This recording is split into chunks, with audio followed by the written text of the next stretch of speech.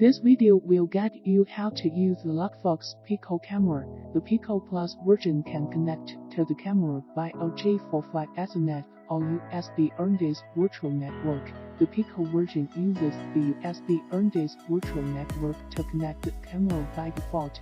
Firstly, make sure the camera is properly connected to the hardware, and then power on the device. The system will automatically detect the camera. If you are unable to connect to the camera during the following steps, you will need to log into the system terminal and use the ls user data command to check if the system recognizes the camera. If the camera is recognized correctly, there will be a keep.ini file, otherwise the file will be absent. Secondly, obtain the device IP. Thirdly, use VLC and the network streaming functionality.